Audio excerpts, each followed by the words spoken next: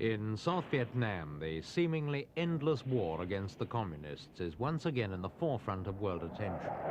The communist spring offensive had long been expected, but its ferocity and its scope still caught the South Vietnamese by surprise.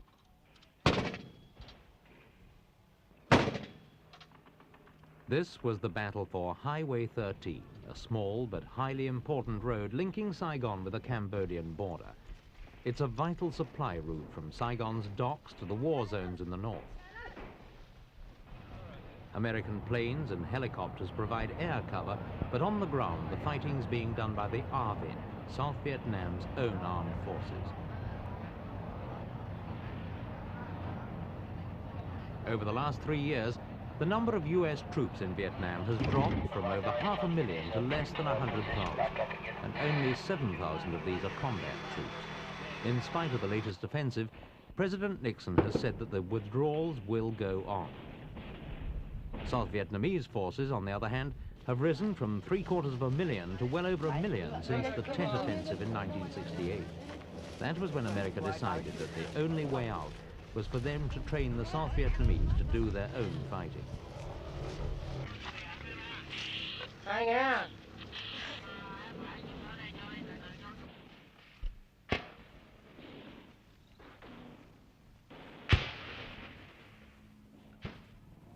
On the whole, the South Vietnamese seem to have learned their lesson well.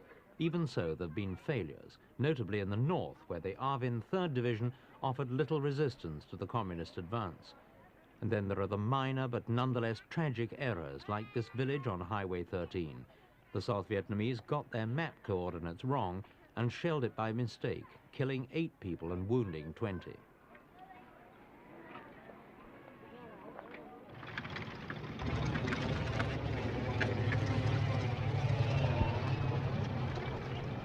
As the communists continued to press forward, the South Vietnamese pulled back down the highway towards Saigon.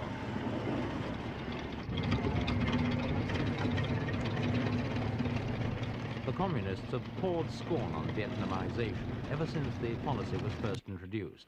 As far as they're concerned, every defeat inflicted on the ARVIN forces is further proof that de-Americanization, as they call it, will inevitably fail.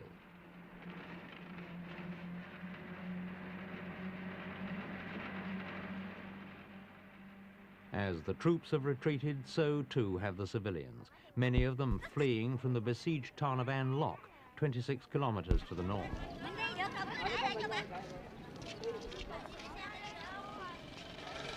Many fled on foot, bringing no more of their possessions than they could carry in their hands.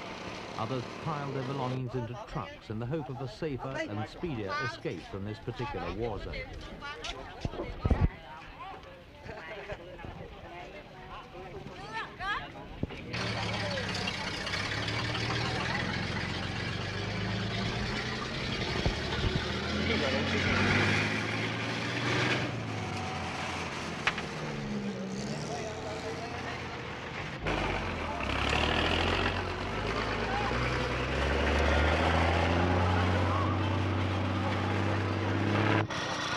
Every vehicle, large or small,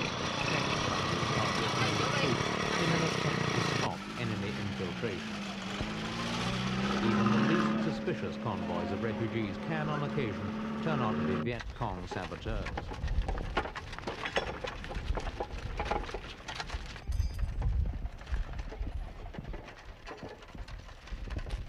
In Saigon, the government remains officially optimistic, whatever the news from the battlefield.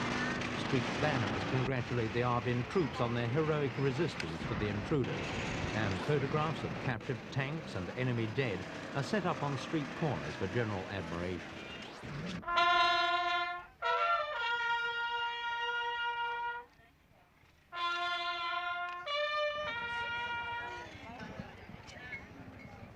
In the first month of the offensive, the South Vietnamese admit they've lost 1,300 dead with 4,000 wounded and 1,000 missing.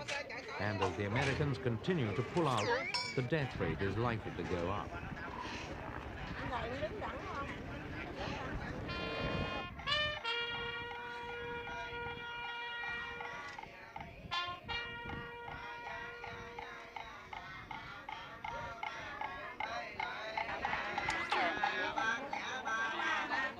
The rise in casualties is the most obvious and most tragic result of the communist offensive. But the increased pressure also affects the economy of the South, already dislocated by the massive war effort.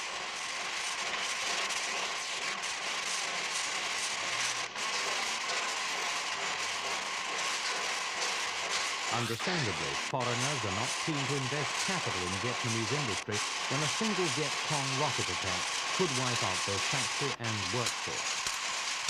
This milk canning factory just outside Saigon represents an investment of $3 million, a lot of money in a high-risk area like Saigon. In spite of the dangers, the government does little to encourage foreign investment. The transfer of profits to other countries is very restricted. Corruption, too, is an enormous problem. Some companies operating in Vietnam claim they have to add 10% to their budget for bribes.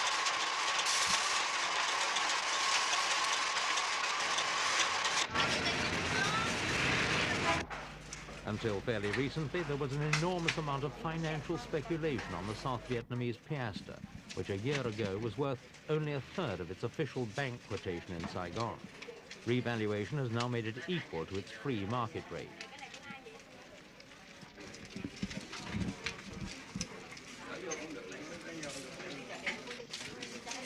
What the government is encouraging is saving. Thanks to interest rates of up to 22% in deposit accounts, bank savings have more than doubled over the last year. These and other government measures have helped to cut inflation. Until 2 years ago, retail prices in Saigon rose 40% a year on average. Last year, the increase was under 15%. Even so, South Vietnam is still living a long way beyond its needs. Millions of dollars worth of American aid are needed to bridge the country's enormous trade deficit.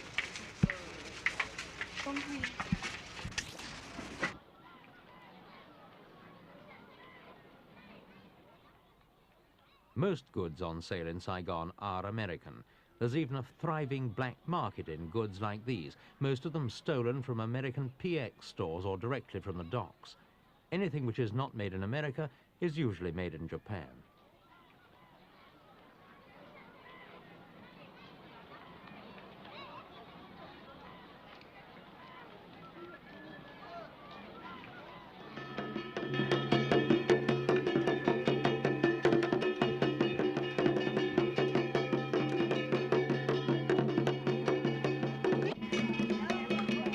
In the midst of all these pressures, the Saigon government is working hard to retain a sense of nationhood and national purpose. And the man who shoulders most of that burden is Chief of State President Nguyen Van Thu.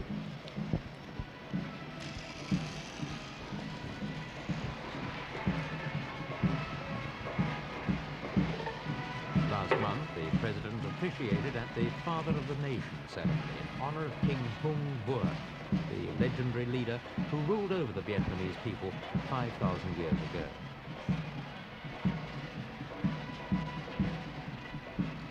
The ceremony has always been a traditional part of the Vietnamese calendar, but it's only fairly recently that the government's considered it important enough to warrant the attendance of the head of state.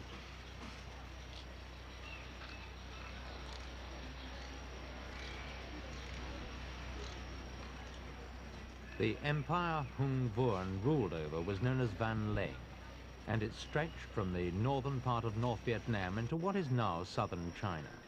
Unlike Hung Vuong, the present-day rulers of Vietnam no longer claim descendants from the god of the sea, nor can they claim to be sole ruler of a single nation. President Thu's main concern at the moment is to make sure that the two Vietnams do not become one. Whether he succeeds or not depends to a large extent on the outcome of the present fight.